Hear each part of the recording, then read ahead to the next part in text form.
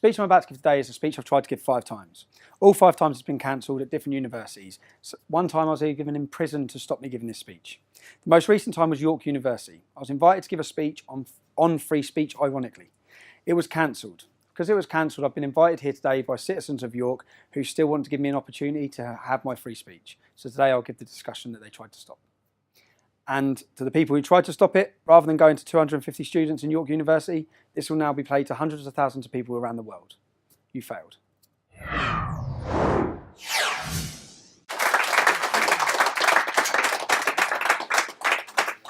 I'll start off with thanks for making me a bit taller. All right. First of all, the speech I'm going to give you today is going to be about free speech and what I'd say is exposing the British police state. I'll start off telling you about where I'm from. Most of you already know. I'm from Luton. Luton is rated as one of the roughest towns in the UK. It has the highest poverty levels in the UK. One of the most deprived areas of the UK. It has a lot of problems. Regardless of religion, it has huge problems. Now, I'm not here to pull the wool over all of your eyes about who I am or what I've done in my life, yeah? Because I've been no angel. I'm not claiming to be polishing my halo. Yeah? Growing up in my town, I've never seen racial tensions, which is a completely diverse town. I've only witnessed religious tensions. The town is divided between Muslims and non-Muslims. We have a population probably of 30 to 40% that are Muslim. We have 30 mosques. I could probably stand here and talk non-stop for 2 months about Islam and multiculturalism. That's not what I'm going to speak about. I'm going to speak about the British police state and free speech. And George's phone. So, the country I thought I lived in prior to starting my activism in 2009 is a very different country to that I now accept I live in. And I think that as we move through this, some of you have views on the country we're in, and by the end of it, I think hopefully unfortunately, they may change. By the end of the speech, you might view the country in a different way. I'd say there's 3 levels of activism: disbelief, disappointment, and acceptance. Everyone will go through those 3 levels. I've been through them. Yeah? I think most of you, when you start hearing the stories I'm going to tell you about the British police state, you'll be in disbelief. Then you'll be disappointed, as I was, that the country I loved seemed to hate me back. Then you'll be in acceptance, which is where I am. I accept we live in a post-free speech era. Most people give up once they get through these free processes. Pressure is something that's going to come up a lot as a tactic, yeah? And it's a reason for that. It's a way of silencing and stopping. And this may get repetitive because I'm going to talk about arrest after arrest after arrest, motivations for these arrests. I'll start off talking about how it all began, why it began. It started with a soldiers' homecoming in my hometown of Luton, where our soldiers were parading through the town. Now, I was there that day. I've grown up in Luton. I've witnessed Muslim demonstration after demonstration after demonstration. On this day, I witnessed large numbers of Muslims attacking our soldiers, spitting in their faces. One of the soldiers' mum's face, they spat in her face. And I watched the police reaction, the way they policed it. They didn't search them, they didn't stop them, they didn't put cameras in their faces. They actually protected them. They arrested members of our community who were outraged and angered by what was happening. Now, if we go to the first video here, this is just a quick snippet of a protest in Luton. These are the things I've witnessed growing up.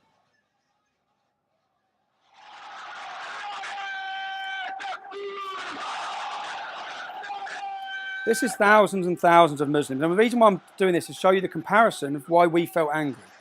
These men, many of them have got faces covered, some have got balaclavas.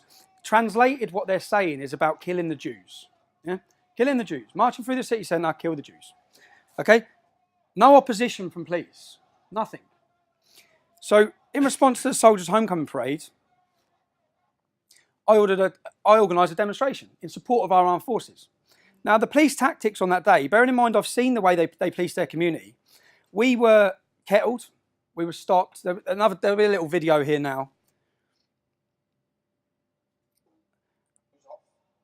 Hands in pockets, feet.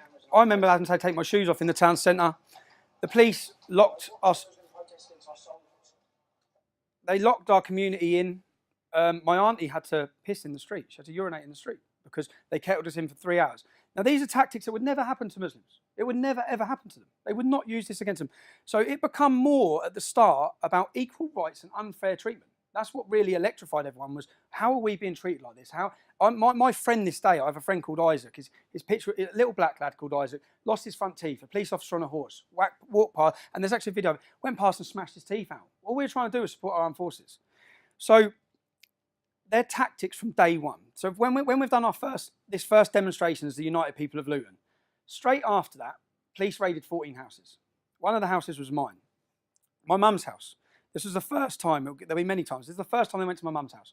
They went on public order charges. Now, if I stand here and scream, yeah, they can arrest you for public order offence. That's all it was. They fabricated these charges. They went to 14 people's houses. They picked people from each estate, pretty much, yeah? And that's a tactic to install fear. When they went to my mum's house, we had another demonstration planned a week later. I wasn't at home. I've stayed away until the next demonstration. I've gone to the next demonstration. The Home Secretary then gave banning orders for all protests in Luton for 3 months. The 14 people that have been arrested, the police gave bail conditions. You're not allowed to enter Luton Town Centre 24 hours a day, 7 days a week. This was the first time I'd witnessed fraudulent cases against people in order to restrict bail conditions in order to limit their freedom. Yeah? This was the first time. So after the second demonstration, I contacted the police to hand myself in. Obviously, you've raided my mum's house. I must have broke a law. You want to see me. We don't need to speak to you anymore. So they didn't need to speak to me because the Home Secretary had given them powers which they were literally just trying to give us via bail conditions anyway. These tactics work. Do they scare people? Yes, they did. Even my close friends at the start, yeah, Tommy's been arrested. Everyone's been arrested. It puts fear. And we had a third. That was the second demo. We had a third demo planned. On the day of the third demo, there's a lot of problems. It was all getting highlighted to the whole country what was happening. We had a third demo planned, but we cancelled it. My cousin Kevin that morning, Kevin Carroll, many of you may know him. Kevin was about 40 years old at the time. 6 o'clock in the morning, he's been raided. I remember getting a phone call. I was laughing at the time. I found out that Kev's been arrested. And he had been arrested, and this is where they choose the dates. So he'd been arrested on the day of our third demonstration. The offence he'd been arrested for was the original soldiers' homecoming, when Muslims were screaming in our armed forces' faces. Kevin, on camera, called them wankers. That's it. He's never been arrested in his life, never been in trouble in his life, lived a straight life his whole life. Here he is getting dragged out of bed at 6 o'clock in the morning, taken through the courts for calling terrorists, because most of them now are in jail for terrorism, for calling them wankers. That same day, they held that arrest for that date to prevent the third demonstration, but which we'd cancelled anyway. That same day, I'm driving in my car. Police pull me over. I'm arrested on suspicion of driving a Ringer, a stolen vehicle. Yeah? The vehicle I had was on finance from brand new from Vauxhall. Okay? It was a straight, legit car. Yeah? And they arrested me, they seized my car, and they raided my mum's house. So this is the second time in a number of weeks they've gone to my mum's property. They raided my mum's house looking for number plates, they said. 2 weeks later, all charges dropped. Now, what have we done? What's happened for police to be coming into my family's house twice now in a number of weeks? What have we done? We've organised a protest to support our armed forces. That's it. That's what started it. Charges drop. Charges drop will become a common theme in this case, in this story as well, because time and time again, these charges that are fabricated are just dropped. Yeah? Again, 9 months after the United People of Luton, the English Defence League, many of you may know, it sprung up, it spread like a wildfire across the country. 9 months into the EDL, we had the first demonstration for the Scottish Defence League planned. I've gone to Luton Airport. I'm flying out to Edinburgh. I'm arrested by Special Branch. I'm held by Special Branch on a charge of criminal damage. I'm then taken to a police station. 30 police officers have come from Yorkshire. The crime is criminal damage. You know, on the top of these hotel room doors, the little metal connector. At a hotel that I've stayed in Leeds, £30 criminal damage was done in the hallway to a door. I apparently fitted the description of the man that had done it. So 15 police officers at my wife and kids' house with machine guns, 15 police officers at my mum and dad's house, seized all electrical goods. Their warrant said they could take electrical goods to see if I'd booked the hotel. Yeah, this is what it was all about. They took my dad, 65 years old. This is the third time they're in my parents' house, my family's house. And this is all pressure. It's all intended to get your family distraught, upset, And it works because, as any of you could imagine you started expressing your political belief against something, and in 3 times your mum's door's been kicked off. Your wife, when I lived in that house, when they come with machine guns, my daughter was at the nursery. The lady who ran the nursery was 3 doors up. My wife wouldn't take the kid to nursery again after that. It works. My wife was crying, coming home, crying her eyes out. It works. And it is political. And so this charge of criminal damage, Yorkshire police had come down. I was due to speak at a demonstration in Bradford about grooming. Grooming at this point was still hidden. The police's tactic was still to hide it. No one knew about it. Yeah? We were talking about it. The police officers that come down from Yorkshire, when they bailed me on the criminal damage charge, they bailed me. My bail conditions were not to contact the EDL. Yeah? Not to send an email. These were all bail conditions put in. The bail date was the exact time. I had to go to a police station at the exact time we were due to protest in Bradford. Yeah? This had nothing to do with a criminal damage at all. Yeah? This was used as an excuse to get in my house, seize my computers, get intelligence. At the same time, when I come home, my wife said, one police officer spent 6 hours at that file. Yeah? Because their warrant didn't allow them to take paperwork. So instead, what they did is I had the files which were all to do with my properties and businesses, where one officer wrote everything down. So I thought, what are they doing then? I was confused with what they're doing now. 3 weeks later, once the demonstration had passed, charges dropped. Yeah? So is that okay? No, for me, no, it's not. You've raided my house, you've scared my family, you've intimidated us, and then you've just dropped the case, completely dropped the case. I put a complaint in through the IPCC, the Independent Police Complaints Commission, asking them how you got warrants into my property, how you were able to do this. What turns out, and what I said, I made allegations against the police. I said, I believe it's politically motivated. I believe the date you've chose to arrest me is because I was joining the Scottish Defence League. I believe the bail date you've chose to give me was to coincide to stop my political activism. I believe all of these things. They've admitted all of them. When this goes out online for the Rebel TV, you'll see all the evidence, yeah? They accepted it all. Yeah, you're right, we did. It was illegal. Our officers will be sent on training courses. This will be done. And it's like the knock-on effect. I don't think, unless you're, no matter what side you're on, when you're getting raided and the effect it has on my mum, on my parents, on the embarrassment on the family, and then just to be dropped. And this was the 3rd time in 9 months. 3rd time they've kicked the doors off. We continue. I come out. If you want to go through YouTube, you'll dig up. As soon as I got out of the police station, I'd have made a video about this. Everything I'm saying will correlate, and there'll be evidence and videos to tell the whole story the whole way through. 3 months later, boom, my door goes in. 6 o'clock in the morning. By this time, I've become publicly known and a target. People want to kill me for what I'm saying, for speaking the truth about Islam. 3 months later, doors go in. I run down. I was quite relieved to see the police because I wasn't sure who it could be. When I saw the police, it was a Luton police officer, and the first thing he said is, "I'm sorry, Stephen." I said, "Don't be sorry, you've got your orders." He said, "We're taking your wife." And I'm even getting emotional if you think about it. So they arrested my wife, who was 6 months pregnant at the time. I'm getting now. Sorry, I'm embarrassing. Yeah.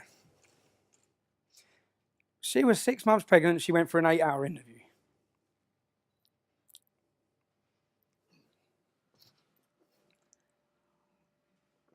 They arrested me as well. We were arrested on tax evasion and money laundering. My wife sat a 6-hour interview where she was told she was looking at 7 to 8 years in prison. When I come out, she was broken and begging. The cases were from this, they froze my assets. At the time, I had 2 businesses. I had 7 properties. For a young man, I was successful and doing well. My passion was making money. But then the reality for me was it didn't matter how much money we make or how much we want to move into nice areas. The problem will be left to our children for the next generation if we ignore it. What have I done? This is the 4th time of arrests. What have I done? I've started speaking about Islam. That's it. What have we done? What has my wife done? She's done nothing. Now, we were rebailed. My wife answered bail, and so did I, every 6 weeks for 3 years. And every time, so waiting all the time for the case, waiting all the time for the charge. They closed our businesses. They put us on a restraining order that meant you're allowed £250 a week to live on. Now, if you spend over that £250 a week, you get 18 months in prison. These orders were brought in to deal with terrorists. They were being put on us for speaking about terrorists. I'll be honest, out of everything I've dealt with over 8 years, this was the most difficult thing to deal with because it was something getting punched, getting aggression, I could deal with that. This was impossible to financially live and have any ambition to do anything. This lasted for 4 years, this restraint. 4 years. It's unheard of. No charges brought. I had no charges brought. So this innocent until proven guilty. The Labour government passed these new laws where they didn't need a crime. When they come in to arrest us, they didn't have a crime. They're looking for one. They didn't have a crime. And when I say they went back through, they forensically investigated everything I'd done in my life, going back 10 years. And when that didn't work, they forensically investigated everything my mum and dad had done. Everything my wife had done, everything her brother-in-law had done, everything my cousins had done. In the middle of all this as well, I've gone to football. And as I said, I'm not here to pull the wool over your eyes. I'm not here to lie to you. I haven't lived I've made mistakes in my life, as everyone does. And as a young man, I did. I went to a football match where I was arrested on another charge. I was arrested outside a football stadium, and for nothing related to football. And I was that charge was subsequently dropped. When I answered bail for that charge, they said that I swore outside the football stadium. 2 police officers said I swore. Yeah, I thought, well, that's nothing. Yeah, I was taken to court. Then it became apparent why. I was convicted for swearing outside a football stadium. The headlines in the newspapers were I was convicted of a football hooligan riot. I was convicted apparently for calling them sheep shaggers. Yeah? Luton were playing Newport, England versus Wales. Yeah? It was a football match. Now, what became apparent when I was prosecuted and convicted, they produced a map. This map showed, which when this goes online, you'll see the map. This map showed where I was and wasn't allowed to enter for the next 3 years. I was not allowed to step in the Muslim community. They actually drew a map around it. I was not allowed in my town centre on Saturdays. I was not allowed in the train station on Saturdays. So here you had, again, this is the first chance I'm seeing that you are limiting where I can and can't go, and you're using football legislation to do that, yeah? Which has got nothing to do with football legislation. But you've used it. This happens again, time and time again. And anywhere, so now I can't work. I can't go to football, which was my passion as well. I love football. I can't work. I can't go passion. This tactic of what they wanted to do actually backfired because it made me the most dedicated leader to the English Defence League they would ever get. Because that was what I had then, yeah? And I was angry. I said, if they didn't do this restraint, if they didn't arrest my wife, if this didn't happen, I wouldn't be standing here talking because I never would have been able to continue leading that movement and live a life. But because they took my life, I had the movement left. So it didn't really work. Even for example, I was getting married 2011. The night before the wedding, all the men go for a meal, yeah? All the men meet up. We had a meal booked for 32 people. These are just little things. It may not seem like a lot, but it's anywhere and everywhere you move, they pressured. I booked a restaurant in a place called Billy's in Harpenden. Harpenden is a beautiful little English, wealthy area, yeah? In comparison to Luton. So people from Luton will go to Harpenden for a nice time, yeah, to get away from Luton, yeah? Now, we had a table booked. The afternoon of the thing, I get a phone call saying, sorry, we've cancelled your table, from the owner of the restaurant. So what do you mean you cancelled my table? She said, we've had the police in. So I said, look, just wait there, I'm coming to see you. So I went to see her, I walked in and see her, and she said, you? I said, yeah, because I've been going to this restaurant for years. Now, the difference is, in this restaurant, this is a completely, exclusively white town, yeah? There's no black people there. Most of my best friends are black, right? So people in this town would remember. I've been going there since 17, 18, 19 with my group of friends. So the manager said, you're always in here. I've had the police in here telling me there's loads of far-right racist troublemakers and there'll be trouble here tonight. We'll have to have police on duty. I said, I'm coming for a meal. I'm just coming for a meal with all of my family from the night before our wedding. So it didn't work because once she met me and she knew me, and my cousin used to work in the venue, so I spoke to her. She allowed us to have the restaurant, but every little place that they could employ a little bit of pressure. And we haven't even started yet on where it goes. So I was ready for threats. When I started this, I've grown up around Muslims. I know how they work. I know the hostility. I know the anger and the violence. I ended up getting 6 Osman warnings. An Osman warning is a government warning saying that people wish to kill you. That they have intelligence that someone's planning to murder you. Yeah, I could deal with that. At this time, 6 Muslims were arrested with guns, bombs, IEDs on the way to blow up the English Defence League. Yeah, they were in prison for 30 years. I then had a Muslim with a shotgun went for my cousin in Luton at his house. Yeah, it was all over the media. Now, the police then sat us down. They sat us both down and offered us new identities, witness protection, new identities, new lives, new everything. What have we done? What have we done to need new lives? What acts at this point have we done? We've organised demonstrations. We've started speaking publicly about Islam. And here we are with 6 government warnings to kill us, terrorists in jail, and now getting offered new identities. Part of the new identities where we'd have to give up what we're saying, never say it again, change our place, even move us country, the police were talking. Yeah, this is all pressure building, all pressure in it. Now, just before this, in 2010, what they managed to do as a government, as a plan, as a state, is make our voice and what we're saying a fringe extreme element. That's what they managed to do. Yeah, that's what they were trying to do. In 2010, I had a meeting set up with the third biggest PR company in the world, who had contacted us, who had meetings set up in New York to meet members of Congress. So I flew to the airport. I landed at JFK Airport.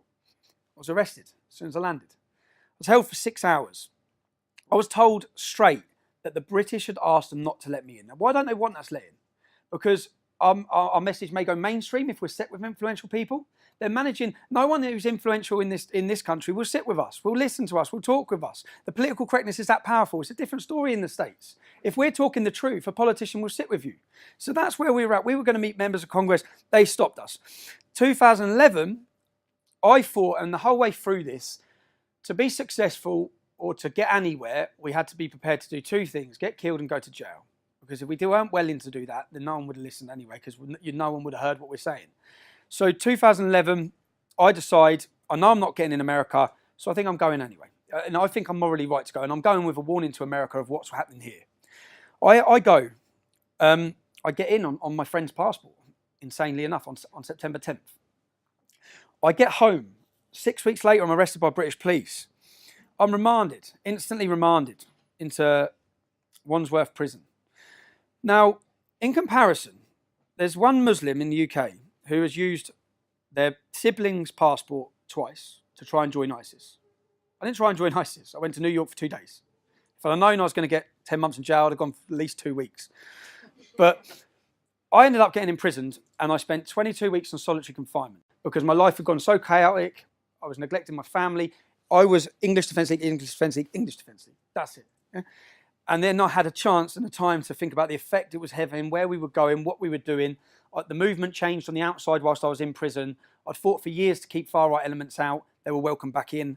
I then had a time to evaluate. I'd made a decision during that prison sentence. And the reason why I talk about this prison sentence is because to get around their laws, because you're only allowed to spend 28 days in solitary confinement because of your mental health issues. Yeah. What they did is every 28 days, they moved me from one solitary confinement prison to another. So I went from Wandsworth to Bedford, Bedford to Woodhill, Woodhill to Wandsworth, Wandsworth to Wayland, to get around the laws for what they were doing. Yeah? Now, when I was in Woodhill prison at this time, for me to walk from here to there, for me to get taken out of my cell, they locked the whole place because they were fully aware he'll get killed. Yeah, because our prisons are like radical training camps for Muslims. Now, I had a visiting room where my wife would come and see me. I was the only man in it. It was twice as big as this. I felt like Hannibal Lecter. Yeah? But I felt safe. Which is what mattered. I felt safe because I knew no one was going to get to me. I then come out of prison. I've made the decision I'm leaving the English Defence League. Lee Rigby's killed. Lee Rigby's murdered, which changed everything again for me. It changed everything for me to think, now we need a reaction, okay? And I organised a charity walk. Now, you'll see the footage now of the... Some of you would have already seen this. We'll see the footage of the charity walk. Get back. Arrest him for assault.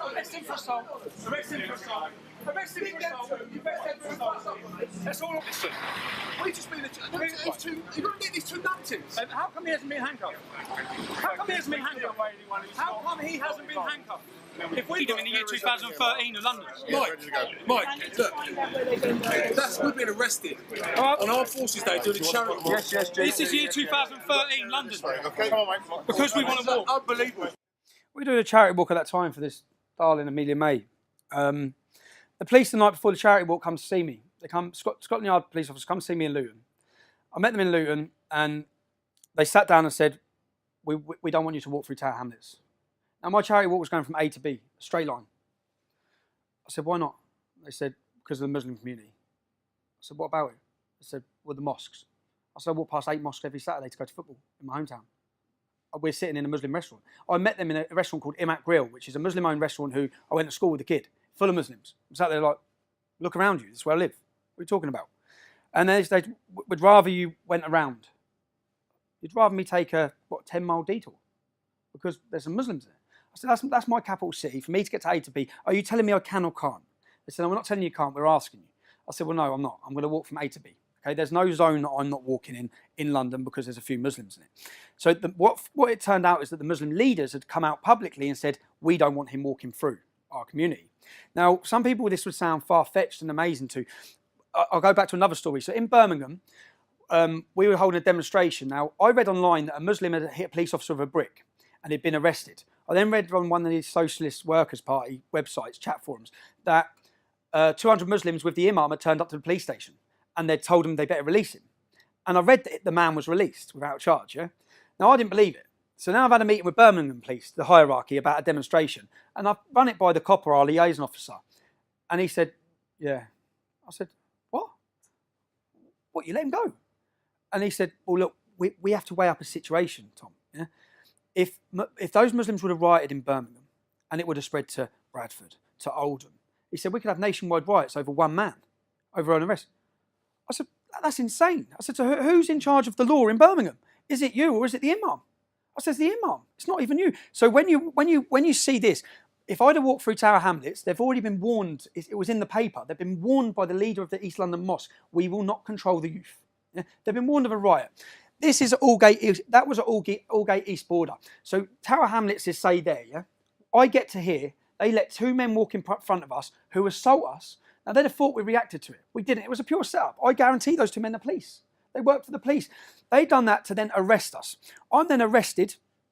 Now, this is where the collusion comes up. The Crown Prosecution Service are supposed to be independent from the police. So the police would arrest you, gather the evidence, put it to the Crown Prosecution Service. They decide if you're arrested. Now, you can watch the long version of that video. We are walking, we get attacked, we are then arrested. Right? Now, you've already been wrongfully arrested. We're charged. I'm then charged by the police, taken to court 3 times. Why? Because as soon as I was charged, the police gave me bail conditions not to enter the borough of Tower Hamlets. I spent over 6 months not being allowed in the borough of Tower Hamlets.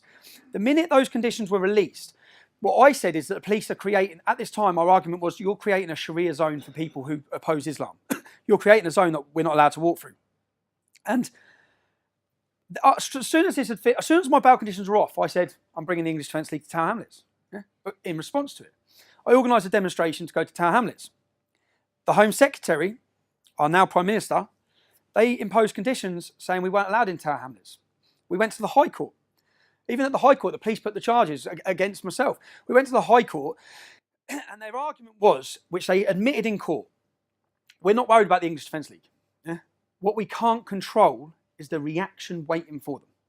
So what we're going to do is we're going to limit your freedom, what you can say, where you can protest, when you can protest, because mob rule works. Yeah? Unfortunately, it works. They're going to smash everything up. They're going to write, we can't do that. I'm then arguing, it become an argument about the police. I'm then arguing the police saying that after this demonstration, I'll come on my own and protest in Tower Hamlets if I want to. I won't bring the English Defence League. I'll come on my own. Straight after that demonstration at Aldgate East, I was arrested. I was arrested and charged because my speech went 6 minutes over the allotted time. I was then given bail conditions not to enter the borough of Tower Hamlets. So all of these tactics of keeping cases going, of fraudulent arrest, is all to limit where you go and what you're doing. Right, I'll show you another video now. So I had, bearing in mind, 6 weeks prior, Muslims have been arrested in a car with guns and bombs on their way to kill and target us. I get a phone call from my family saying there's a car full of Muslims following us. Yeah, and my family would have been spotted. I took my kids to a party in Luton. I walked in the party, I saw the ginger convert, Roger Ibrahim Anderson. He calls himself Ibrahim Anderson. I grew up with this kid, yeah? He's now in jail for ISIS terrorism. Now, I walked in, I saw him. He was on his own with his kids. I'm with my kids taken to a party. I looked, nothing happened. I thought, sound, he's with his kids, I'm with my kids. 10 minutes later, when the other dad said, mate, you need to look outside. I've looked outside, there's about 60 waiting up. Big bearded mullahs, So then 6 of them have come in. I've gone into the kitchen when they've come in. I've given my kids to the woman and say, look after my kids. I've gone into the kitchen. I was trying to find something to protect myself with as they come in. Police have come from everywhere. Yeah. So from this, they've seen members of my family. Yeah. They're then following the members of my family weeks later. I get a phone call saying that they're following this. So I said, I'm on my way. So I'm in town. I jump in the car. I'm racing 100 miles. I'm racing as fast as I can to get to the road. I come screeching into the road. When I come screeching into the road, they're all standing outside. And then you'll see a video now. You'll hear the Muslims are all there. Play the video. It's hard to see because it's on old camera. You can see all the silhouettes up here. They're all shouting, come on, come.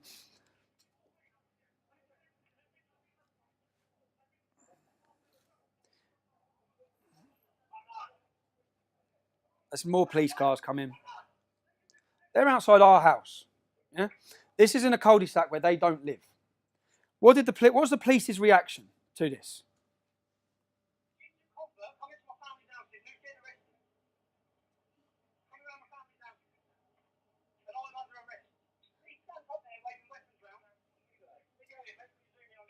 They arrested 3 of my family. I was held for 36 hours. They got an extension.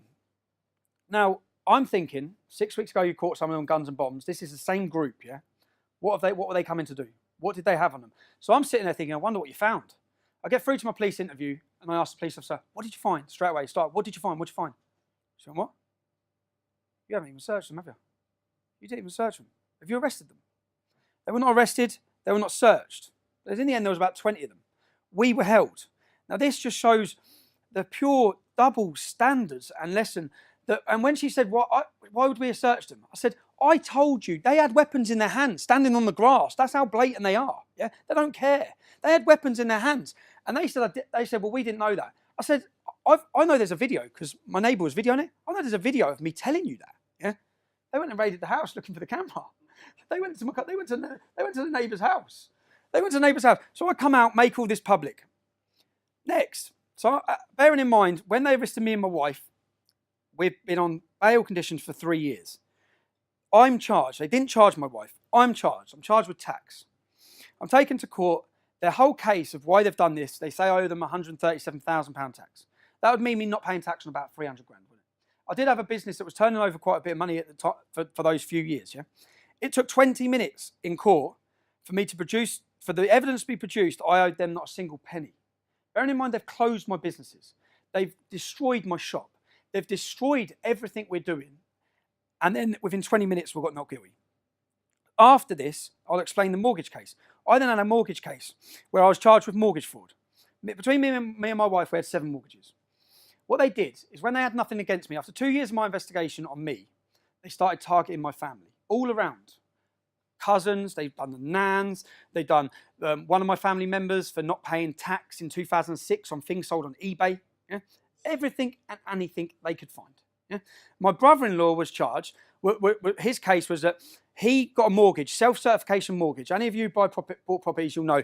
Years ago, it was encouraged. You're encouraged to say you earned more, really, as long as you put a big enough deposit down. Now, my brother-in-law bought his first house. Bearing in mind, when we were arrested, this all happened 5 years before. The house was bought. It was sold 9 months later. The mortgage company were paid. No one lost a penny. Yeah? This was the mortgage fraud they arrested my brother-in-law on.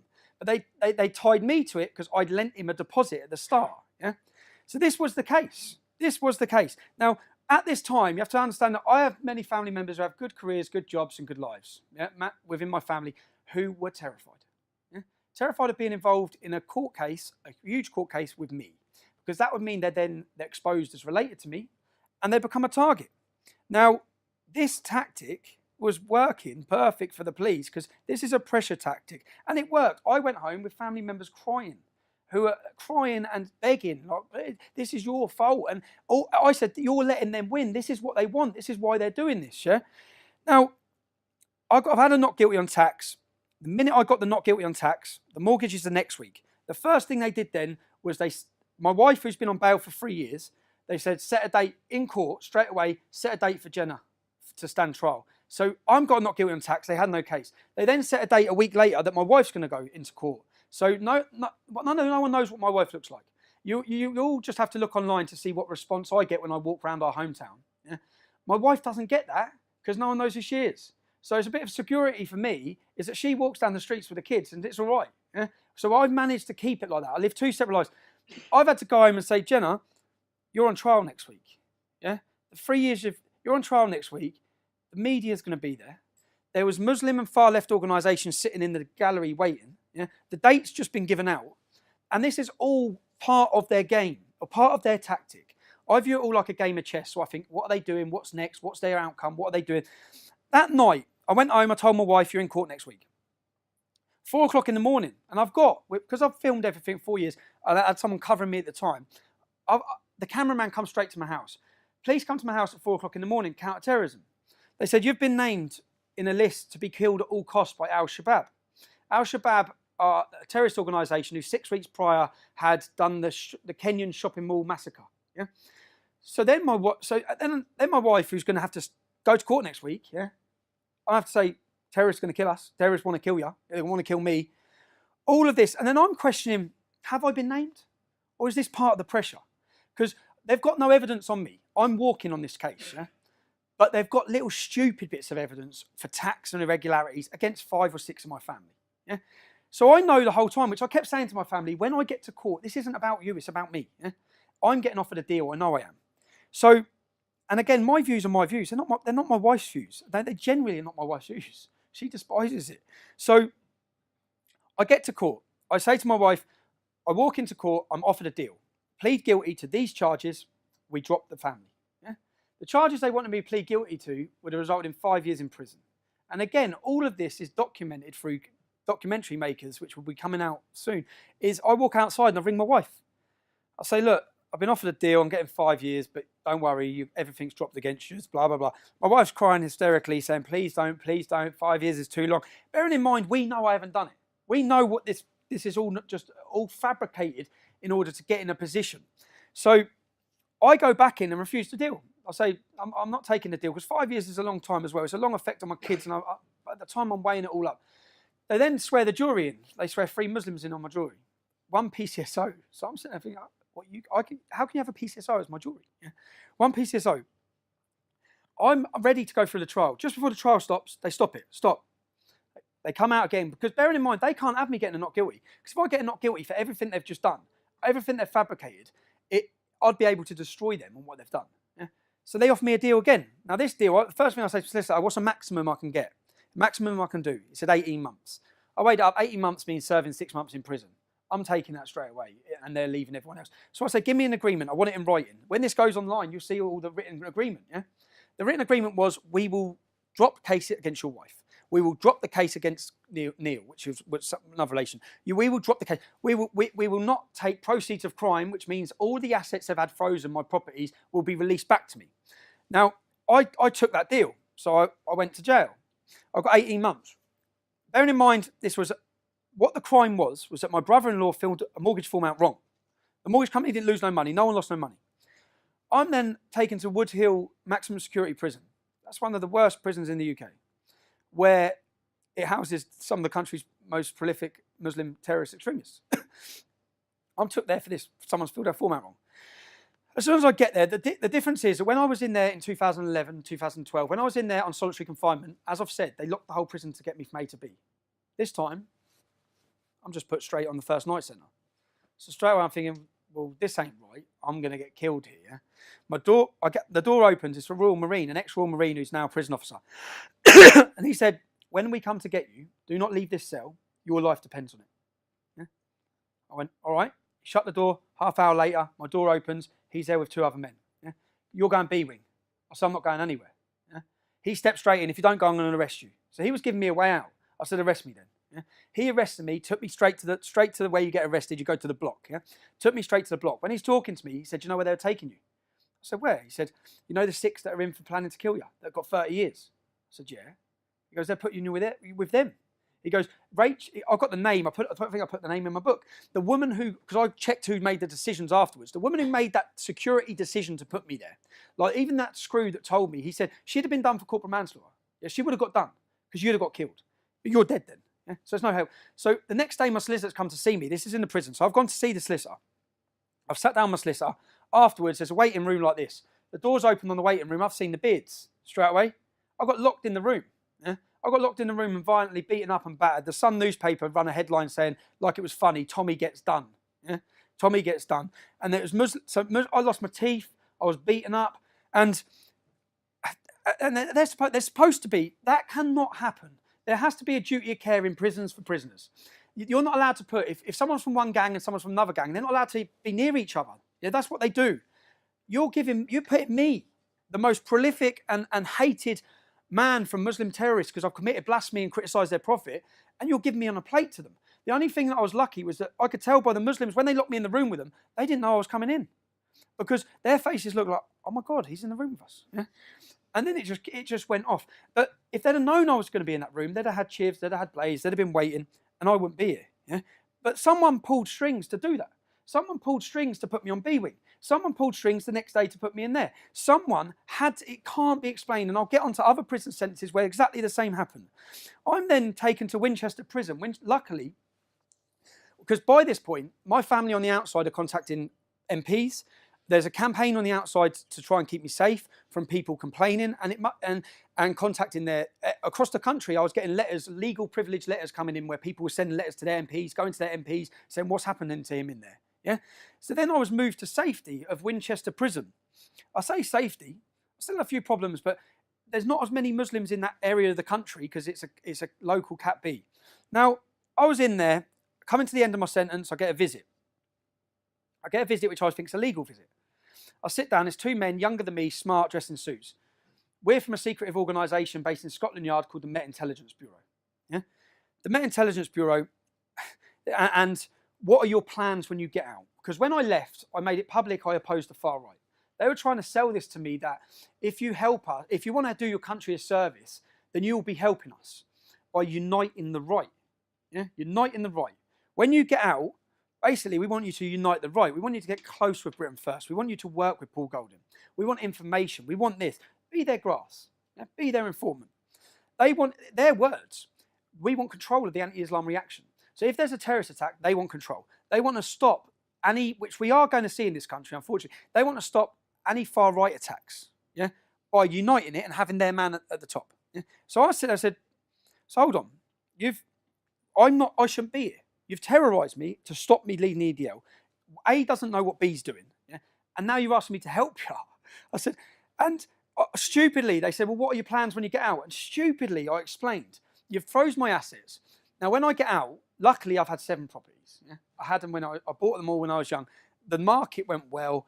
They were in loot. And I think like last year, they went up 20%. I've been lucky. When I get out, I'm selling the properties. I'm getting back in the building game. That's what I'm doing when I get out. I said, you will not hear me talk about Islam again.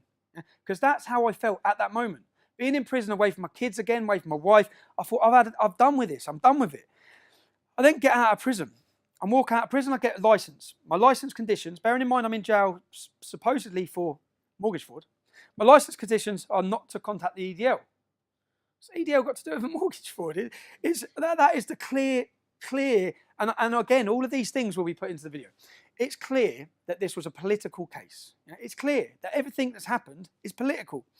I then say to my probation, my friend Paris Okai, he died of a drug overdose at this similar time. Yeah? And I want to go to the funeral. And for this funeral, there would be 1 or 2 people going that were EDL. Now, if I associate with EDL, I'm recalled. So I said, there's going to be EDL people there. You can't go. I said, I can't go because I can't. It's mortgage fraud. This is the thing, the little things. I've then rang my solicitor because my assets, which I've agreed already in a legal documentation that I signed to go guilty, that you're releasing all my stuff. Yeah. I then contact my solicitor and say, I still can't use banks. I've been out of jail a number of weeks. My assets are all still frozen. What's going on? My solicitor receives contact from the police, and I've got the letter saying I now have to pay them £325,000 or I do 4 years in jail. Yeah. And I said, how can they do that? Because what they're saying is they opened up a proceeds of crime criminal lifestyle investigation. But I've pleaded guilty under an agreement that wouldn't happen. Yeah? Because otherwise I wouldn't have pleaded guilty because you didn't have a case. At this time,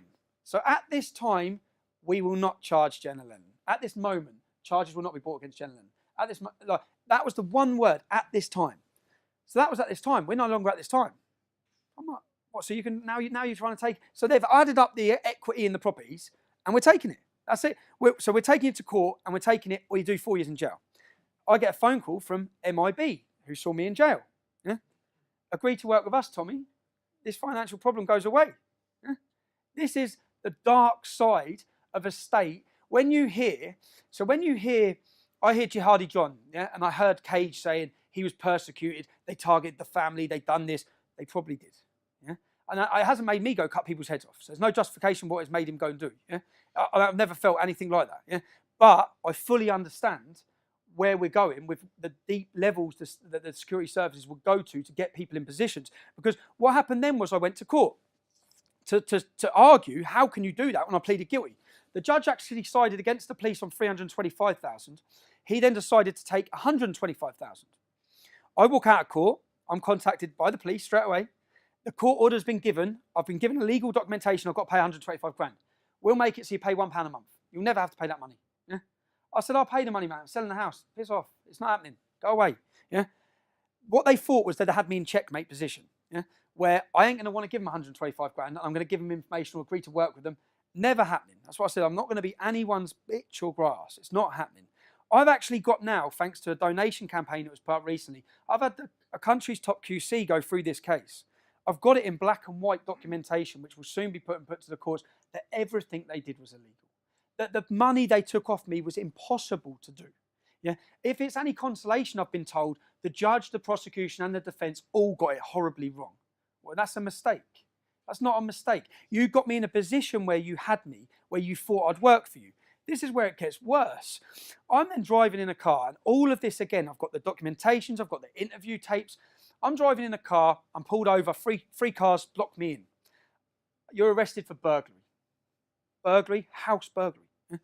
House burglary. Now, many things I've been or done, or people would assume with me. Yeah? Burglary? I'm then bailed, and at the time, I'm trying to work this out. I'm out of jail a month. I've got another 8 months left on licence. And I'm thinking, when you're on licence from prison, if I fail a drug test, yeah, for your arrest on burglary, they drug tested me. If I'd have failed the drug test, I go straight to prison for 8 months. So in my head, I'm thinking that's what this is about. Yeah? I then get released on bail. I get home. My wife says, Winchester Prison's been on the phone. You've left property there. So I get the number. I've still got the number. Yeah, she gives me the number 0207. I thought, that's not Winchester, that's London. I ring the number. Tommy, it's Ollie from MIB. Yeah? The predicament you're in. I'm not in a predicament. He said, you are. He said, because if you're charged when you answer bail in 2 weeks, you're going back to prison for 8 months on recall. Yeah? So, and if you're charged, what do you think the media stories of this is going to be? You're going to be recalled to prison on burglary.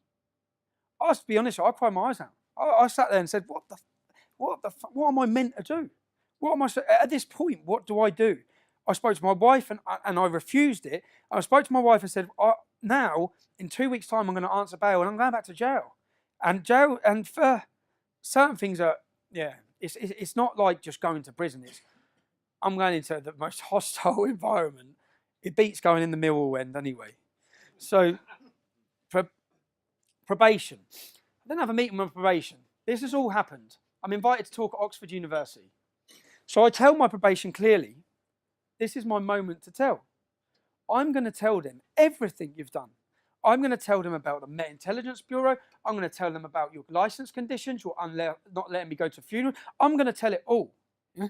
And my date's picked to go to the Oxford University. 4 days before I'm due to go to Oxford University, I take my children swimming, I get home, police are waiting. I'm recalled to prison. The reason they gave, someone tweeted me saying they're going to rape my mum. Their name was 1488 Hitler. Yeah, so it was a Nazi. It wasn't a Muslim, it was a Nazi. I get as many threats from them inbred Nazis as I do from Muslims. Yeah. So 1488. So he's going to rape my mum. Now my response to that was, he was looking for me, yeah, in Luton apparently. I said, you don't need to look for me. 10 o'clock in the morning, this is where I am. Yeah. So I went there. When I went there, police and probation are there. This is at the time. What are you doing? What are you doing? They said, well, you've told someone to meet you here. I goes, oh, so you saw that they said they're going to rape my mum. I've given you 300 threats to kill my family. You've not arrested one. Why am I going to come to you? I said, I'm not going to wait till someone turn up at my mum's house. If you want to find my mum's house, it's quite easy to do, yeah, through the system. So I've gone there. So I was warned that she said, you can't be doing that. I said, well, you need to do your job then, yeah? They then used that. They held that. 4 days before I'm due to talk, I'm recalled because I sent that tweet. No threats, no violence. They said that I put a risk situation where if the man would have turned up to attack me and someone would have tried to prevent it, I've risked that situation whilst on licence. So anyway, I'm recalled to prison. I'm standing there. The police officers, again, every time I've come into dealing with police officers, they've been good. Yeah? It's not them. It's not the. I always say this. Anything. I don't have anger against British police. I have anger against the people pulling the strings. So I've explained to the police officer my experiences in other jails. Can you take me to Winchester? Because where I live, my local prison's Bedford, where I'm in immense trouble here. Yeah, if you take me there. So he's rang the probation. This lady, Superwoman. He's rang her up. She said, nope, it's all sorted. He's going Bedford. So I've been then taken to Bedford prison. I've walked into Bedford prison. I've looked at the first reception man. Remember, this is my local prison. I've looked at the man. I said, have you got a brother called Mark? And he did. Mark, I knew his brother just by his face. I said, I know your younger brother. And then he went through the system. So he's looking on the system at how many Muslims are on which wings and how long they're serving. Because that's a big difference. If I get put on a prison wing with Muslims serving 28 to 30 years, they're going to kill me. If I get put on with some doing 6 months, I might get in a fight. Yeah? So we've gone through it all. We've established that the majority of Muslims serving the most sentences are on A wing. The safest place for me is on B wing. He's gone upstairs to see the governor. He's come back down. I'm sorry, bro. I said, what? And I've got all these He said, I'm sorry, you're going on A wing. I said, we've just established we've just done that. He goes, I know. I'm sorry, man. I said, give me a pen and paper. So I wrote out 6 pages to the governor about what his legal duty is for my safety. And the people in there and what they want to do to me. Yeah? He's come back and said, you're going, mate. You're going on B wing. Now, I've had to react in a safety way that when I get in there, remember, there's cells on the wings. There's cameras on the wings. There's not cameras in your cells. Yeah? So on the wing, everything's on camera. So I've got to then, in my mind, I've got to kick this off, yeah? To get put in a position where I'm safe. So I've gone in at 10 to 12. I've come out at 12 o'clock for dinner. I've walked straight into the canteen and said, which Muslims want to have a problem then? Yeah? And I've then started fighting in the canteen. And if I hadn't done that, I'd be getting it in my cell by 10 men. Yeah? Because I should not be in that position. And bearing in mind, I'm on a 28-day recall. So I'm then put in there, and I've come out. So I've then been arrested. I've got all the paper, put on solitary confinement. I'm safe. Yeah? I'm getting out of here. I'm seeing my kids. Right? I come out of prison. I sit down again with the probation officer, who I know that she's the counter-terror lead, and that's who's dealing with me. Yeah? I had to see him once a week. I had a friend who'd done manslaughter, who was seeing his probation officer once a month, and I'm like, oh, why have I got to see mine once a week? A mortgage form was filled out wrong. Now, Oxford again. What they didn't realise is I've arranged to talk at Oxford again. So when she sat down, I said, I'm talking at Oxford in 2 weeks. I said, and you just added longer time to my speech about what you've done. Now, 4 days before it, I dictaphoned the conversation. They come to my house again. And she come to my house and said, if you speak about Islam, if you speak about the Quran, if you speak about Muhammad, if you speak about the police, you're going back to jail. So I went, all right. I said, I'm still doing the talk at Oxford. Yeah? Now, if you watch my speech at Oxford University, I come out and say, the speech I wanted to give you, I've not been able to give you. I can't give it. Go dig it up. I said, what I'm going to talk to you about today is my life. And I didn't mention Islam, didn't mention the Quran, I didn't mention police. Yeah? Because I wasn't allowed to. And I said, that's free speech. And you can watch and see that at the start of my Oxford speech. And I said, yeah. Now, after this, I'm due to talk at the House of Lords on the 22nd of July. 22nd of July. Room booked. I'm giving a speech at the House of Lords about this. Yeah? I've managed to get a friendly acquaintance in there who's going to let me tell the story of free speech, let me tell the story of the police state, let me tell this story. 8 days before I'm due to talk at the House of Lords, guess what? I'm arrested. I'm taken to Luton Police Station. A fat police officer, huge, come in and said, we can work, we can help you, you can help us. I've done this for counter-terrorism. I know I've got 8 days left of my licence. Yeah? 8 days. So in 8 days, you can't do anything. So I don't care. Yeah? Do your best. You've got 8 days. I'm sitting in Luton Police Station. I'm taken to Peterborough Prison. I'm not even given the reason why I'm recalled. I'm taken to Peterborough Prison, And again, this is when I come out of prison each time. I come out of prison, so I'm not going to break any laws. No, I'm not going to get in trouble again. I'm not going to do anything. I'm not going to put my children through this again. And here I am twice in a situation again where I'm having to kiss my kids goodbye for something that I ain't done. And 8 days I'm recalled for.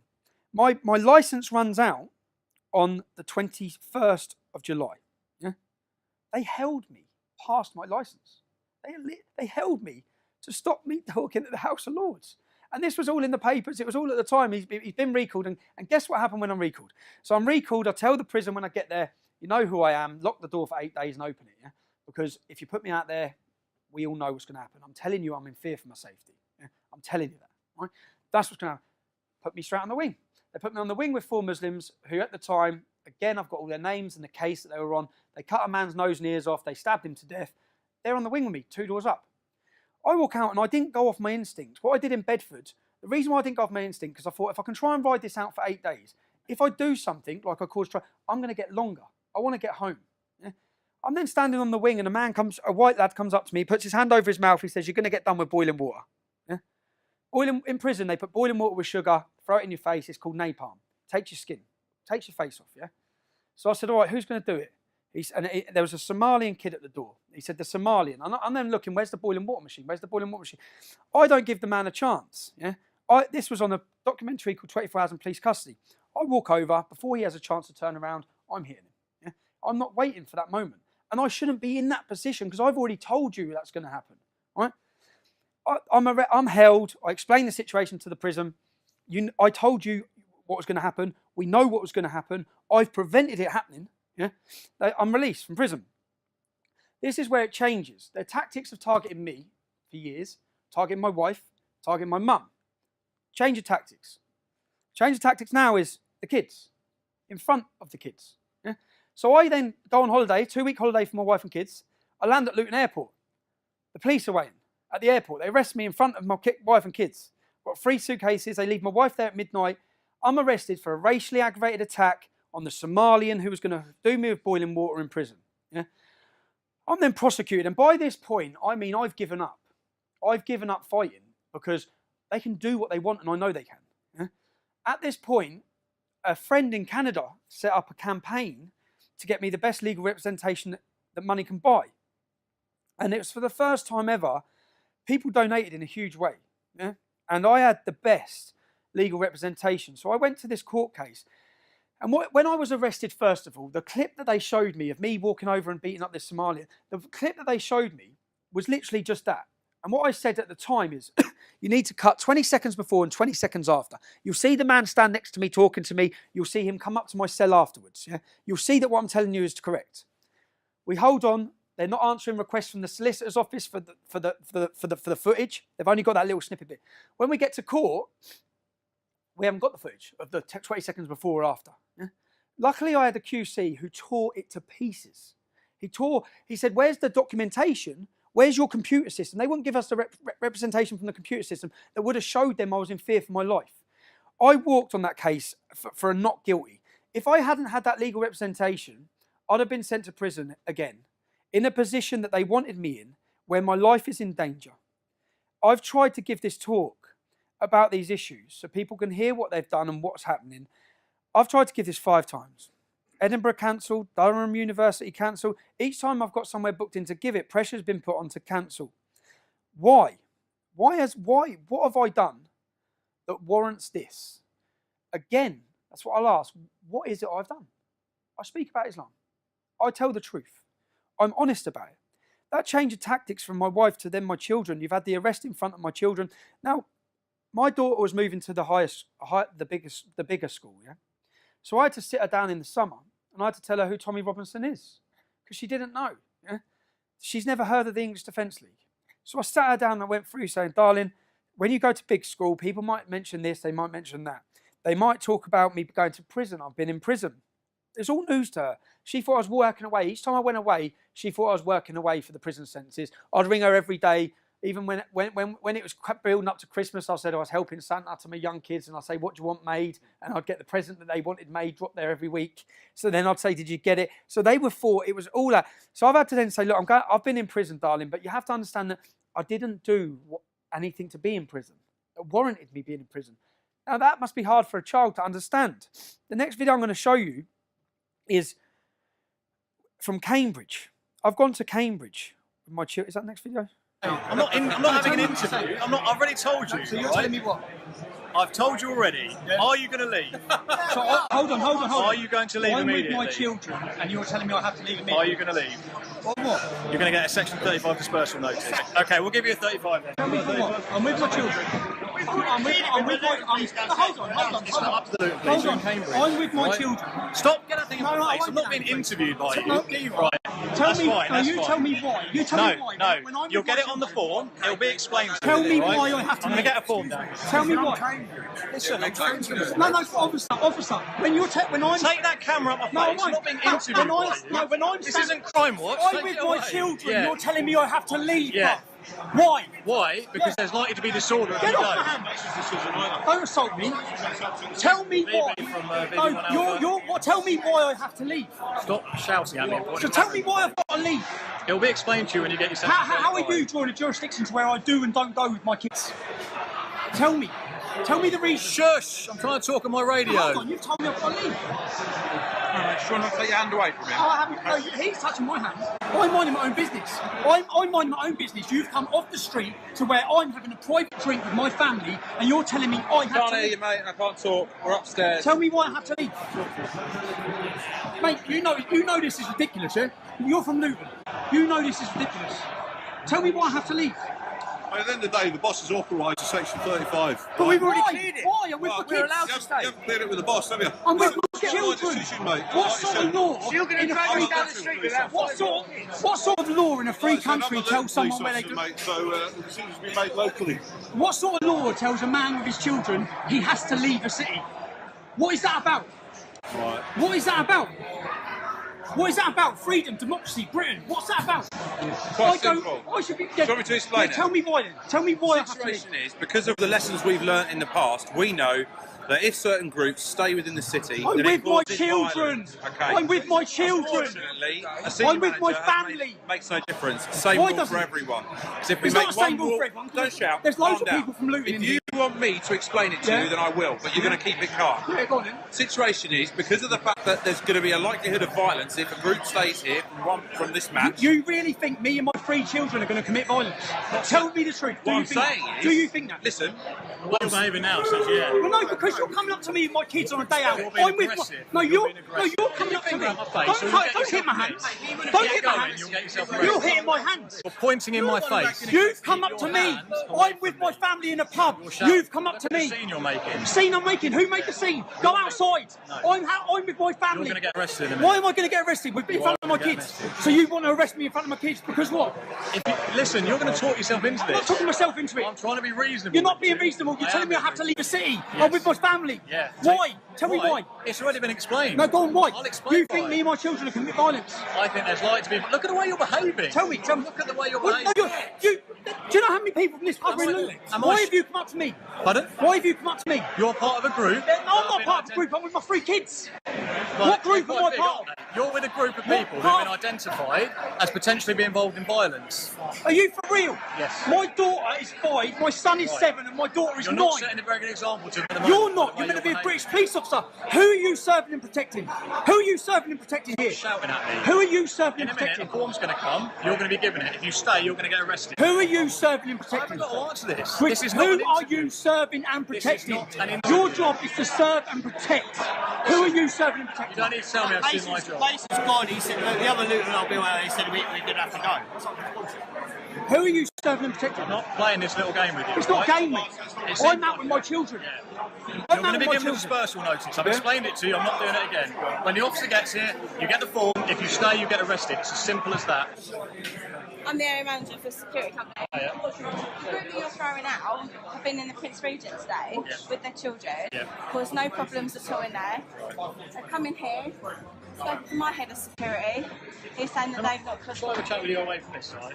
No, away from you. Come and talk away from this side. Why? You're filming. Because you don't want people hearing the truth. I don't want to talk to No, you. you don't want to anymore. hear. You're being No, stupid. she's telling you she's seen my family all day. stay there. Mate, what are you doing? Stay there. My 3 kids are here, bro. Stay there. So what are you doing? What are you trying to square up to me then? She's telling him we've been in here all day. Yeah, sorry. boss. Yeah, sorry. I've already said you're not been good as gold or I know, but I'm not. That's my missus and all. Your missus, yeah. Fair play. Respect her. Because she's just told him straight. I've told the cop that you lot have been. He's been sound as a pound, mate. You lot haven't been any trouble. I know. No aggravation whatsoever. Even your friends. I don't know if they were your friends at the time. They're not friends. They're not friends. But they've been no trouble either. We're not, girls, we're not getting forced to leave. We're not. You alright? Sit down. My jacket. Where's your jacket, darling? Spencer, where's your jacket? No, Mason. Oh you shit, left he's yours just in brought the the car. jackets down. Have you got his jacket? Do you think you can set a good example? Yeah, yeah. That's all. Poppy didn't bring They know he's looting, he I know doesn't he agree is, but with it's us. embarrassing. Go get your jacket, Spencer. No, he's here. Mate, he's on our side. I'm on the side. You know, you've got to go one side.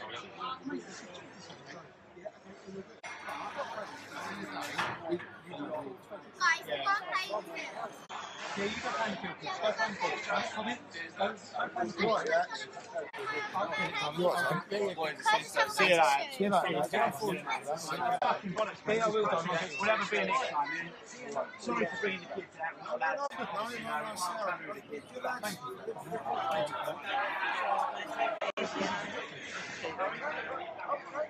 Please, mate, I agree with you. I mean, it's not like you haven't been abusive once or anything, so I don't get All it. this is every angle they can get. Lee, I'll shout you, brother.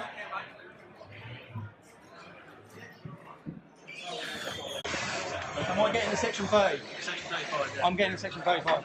Come outside, we give it to you now. Do you want to give the children a section 35? Pardon? Do you want to give my kids a section 35? No. You're going to arrest my kids? You'll get arrested if you carry on. It's not worth What do you mean I'll get arrested? Who's got 35? So we're going to get an escort of 5 kids to this station. 5? Look how many police officers there are here. I'm out with my 3 children. I'm out with my 3 children. I'm out with my 3 kids. 3 kids. Embarrassing, lads. I understand you've got a job to do and you've got a boss, but you must be embarrassed yourself. You must be embarrassed yourself. Us 3 and 5 I'm out with, kids we're to a out with our station. children. We've caused no problems. It's embarrassing, lads. All the time, is that what you do? You ready, kids? Come on, bro. Alright? Let's go. You get over there, did you? Let's just go. You get over there? Yeah. Yeah? That's alright, yeah. Come, girls. Alright? Down. Don't I'll get your tissue from the back. We have to go. Come on. Come on, kids. Sorry. Come on. No, we've got 5 kids with us, so obviously we're causing loads of trouble and we've got to get out. So. Look at that. It's a fucking joke. Take care. Oh, look, he's even following us now. Follow us all the way as well. Mate, go home. Kids, come on. Come on. Come on, darling. This is what happens when we go to move away. You want to come? Oh, I'm filming it. Get it now and get over. Telling them, Mum, we've got it's very bollocks, isn't it? No idea, darling. Darling, my daughter's crying her eyes out now, lads.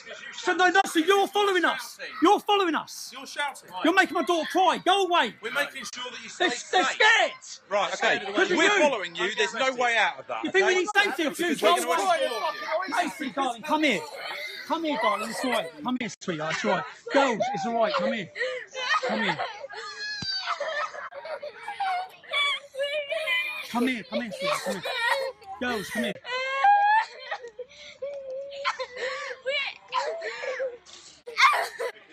You've terrorised my family. You've terrorised my children. You have terrorised my children. No, you've terrorised my children. Stop following us. You've terrorised my children. You've terrorised my children. They're kids trying to watch football. You've terrorised them. You've caused this, you bully. You horrible bully. Who's swearing? Who's swearing? If someone come up to you with your kids, if someone come up to you on a day out with your children and told you, if someone come up to you with your children, get arrested, yeah, in front of my kids, of course you would, you horrible. Why are you following us? Go away! Kids, it's alright. It's alright. It's alright. Get right down here, someone. What? Bells is right. Bells. Lacey, come in. Lacey, relax. You're scum. You're scum. You know it. Look at them. Look how scared they are. You're horrible. Go away. Stop following us.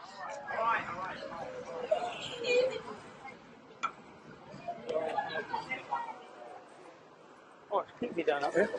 Keep me down up. I can film you as well, mate. So. My daughter's crying her eyes out now, lads. So no, you're following us. You're following us. Katie, Katie. Katie, stop, come on. Come here, darling. It's right. Come here, sweetheart. I'm in a restaurant with 3 of my children, with my 2 friends and their children. Police officers have come. You can watch the longer version of that. The links will all be put online. They come in and said, we're ordering you to leave the city. Leave the city now or be arrested. In Cambridge. Why have I got to leave the city? What do you mean leave the city? What sort of law is that? I'm having a Saturday with my kids. Yeah? Are you going to leave the city? We're going to arrest you. So I think, I don't want to get arrested in front of the kids.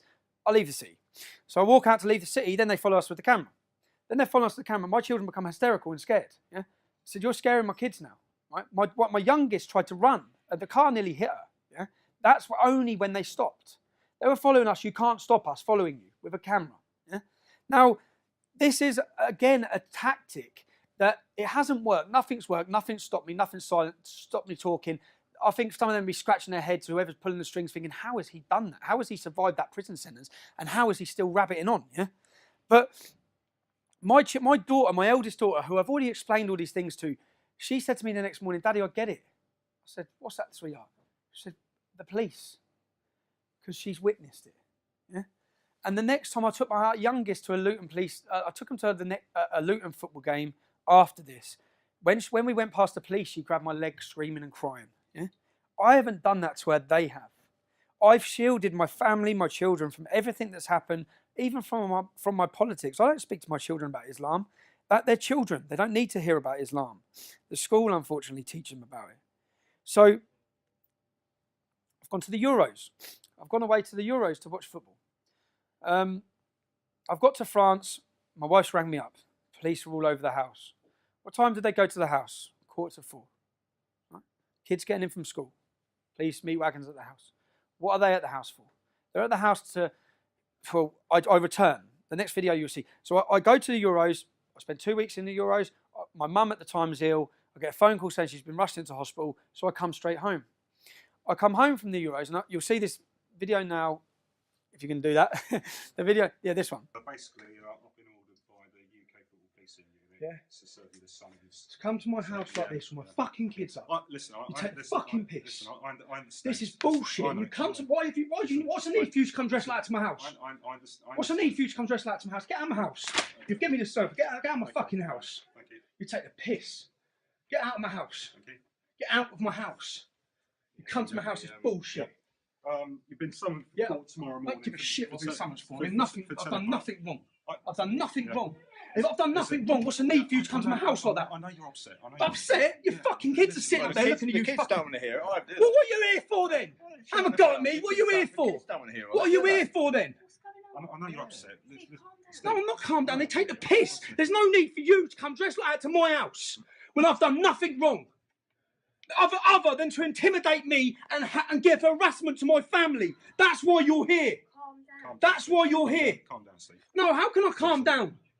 I've done What are you here for? a football banning order. I've done nothing wrong. He's back now. I've done You would have tried to explain to him. explain to me. Why are you coming to my house? Why are you coming to my house dressed like that? No, all right, tell Because my kids will cry every time they see a police officer.